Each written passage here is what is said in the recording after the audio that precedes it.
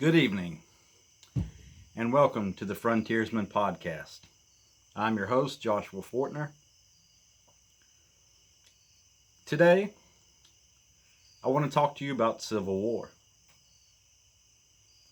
Some of my thoughts on this idea of Civil War 2020, or 2021, or 2022.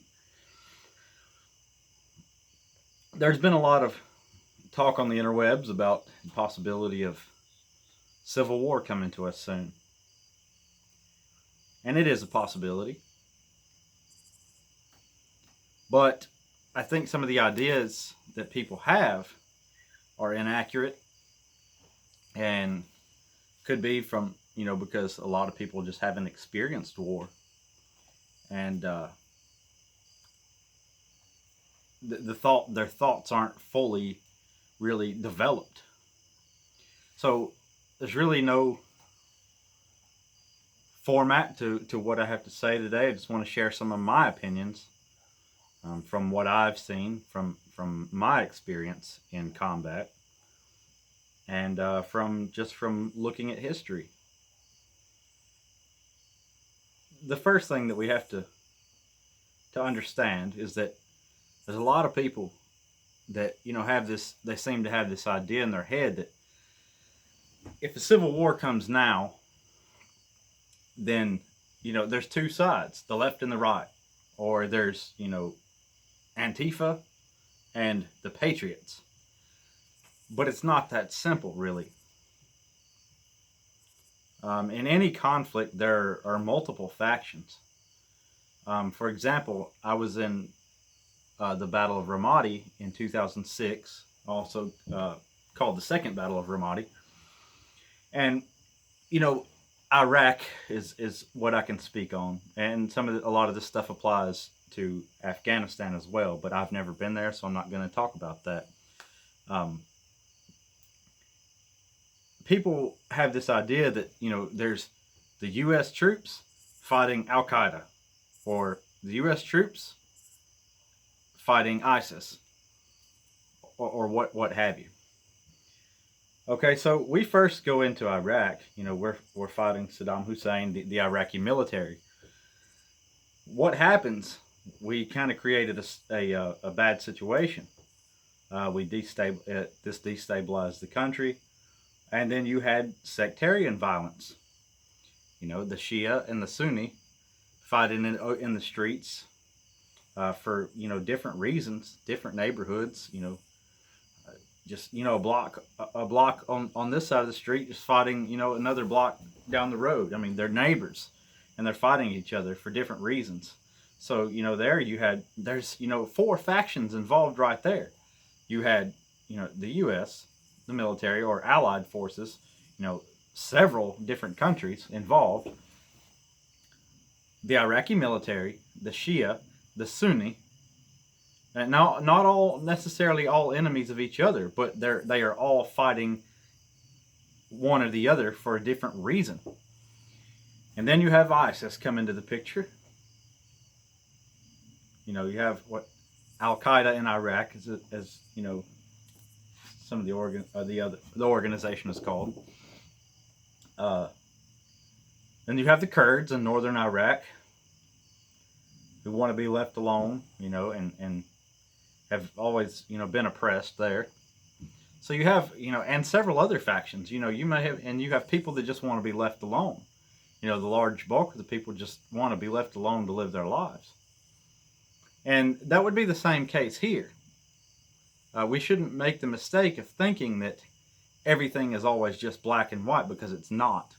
It's not that way in any part of life. And it is certainly not that way in a war zone or in combat or in a war like this, that we would have. There is no two sides. Another problem that you have there that you would also have here is, who are you fighting? You don't know. Let's say you're you call yourself a patriot. Who are you fighting? Who is the enemy? Have you defined the enemy? Okay, let's say you have. Let's say you say, oh, it's those leftists, it's Antifa, it's Black Lives Matter. Okay, how do you identify that enemy? I mean, what? I mean, you say, oh, they wear, all black. What do you just go out there shooting anybody wearing all black? No, it's. I mean, you see what I'm saying? It's just not that simple. And then on their side, let's say, okay, hey, Antifa, who's the enemy? All the conservatives. How do you identify a conservative? This is how it was in Iraq, too. You don't know who the enemy is. It's an insurgency, and you're no longer fighting a uniformed, organized force. There's little skirmishes here and there, and you could be fighting. You may not even be fighting the same people each time. You could be fighting this group of people because you were in their neighborhood and they didn't want you there, so they start shooting at you. Pow, pow, pow, pow. A firefight goes off. It ends. You go down the blocks, if you survive, you go down the block and you take fire from another group. And it is Antifa. This is assuming, you're a patriot. Then you go down another block. Okay, they send out the U.S. military to take care of all this. Boom, now you're fighting them. And then you probably don't make it. You see, so this is, I mean, it's a complex issue. It's never just black and white.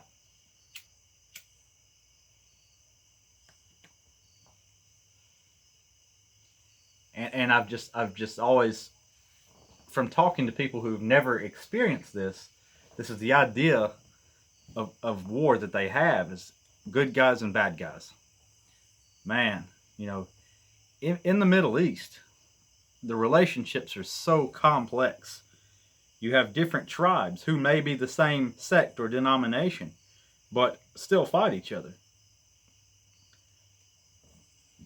And it would be probably the case even more so or the same here.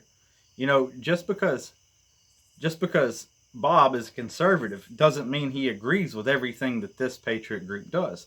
Or Jim over here is a liberal doesn't mean that he agrees with everything this group does. So he formed his own group fighting for completely different cause, fighting the other leftists and the conservatives. It's a big old crap storm. And I would say that it's sad that you see people on both sides who seem to almost want a civil war. And I believe it's because they don't understand what that would actually look like. You have these leftists who are burning down cities and doing all these things, but then the moment somebody fires upon them and tries to stop them, they're freaking out because they didn't really fully understand the possible consequences of their actions. And then on the other side, you have the super motivated, America, so-called patriots who show up in some of these videos that I've seen, and they're screaming and cussing back at these people. They claim that they're there to keep the peace and make sure that these businesses don't get burned down and to supposedly protect the people in this area, but they're escalating the situation. Just bad news on both sides. And this is why I don't think I would get involved with any faction involved with this. I would be amongst the people that just want to be left alone and defend my own land and my family and my immediate area. Other than that, leave me out. And that's another thing, is that a lot of these groups, they may start up for a good reason, but they end up corrupted and they end up committing atrocities. The Taliban is a good example. Look, we funded them. The United States funded them during the 80s and, gave them weapons to fight the Russians. Enemy of my enemy is my friend. Well, that turned around to bite us in the butt. And that's how these things happen. If there's not good leadership and not a good structure and a mission statement and all this, things can end up corrupted. And then you're involved with a group that is doing some pretty terrible stuff. And people have asked me, I've heard people say this, like, I don't understand why more veterans aren't getting involved. Or people say, oh, just wait till all the combat veterans get involved. And I've noticed that it seems to me, I could be wrong, but I believe that a lot of these groups that are getting involved, and are all, geared up and tacticaled out, are not veterans. Um, they just don't carry that discipline, and they don't seem to be very disciplined at these events. And I believe the reason that a lot of us veterans are not involved, and this, I could be wrong, but this is me speaking from my opinion and from people that I know. You know, nobody hates war more than veterans who have been in it. We understand how horrible it really is. And I would want to urge everybody out there who thinks that they want some sort of boogaloo, or a revolution, or a civil war, they want to get involved in this stuff. Like, you need to understand what you're asking for. You don't get it. Oh yeah, I understand, it's horrible. Yeah, but something's got to be done. Okay, yeah, I agree. To some extent, but you don't understand. If you haven't been there and you haven't witnessed it, you don't understand how horrible it is. It sucks. Nothing about it is fun. It is awful. And I've said this before, and I will say it over and over and over again. It sucks. You're not going to be cool out there running around. You're not going to feel like you look like a badass or whatever. You're going to be thinking, oh my gosh, what have I done? What have I gotten involved with? It sucks. That's all I can really say. It sucks.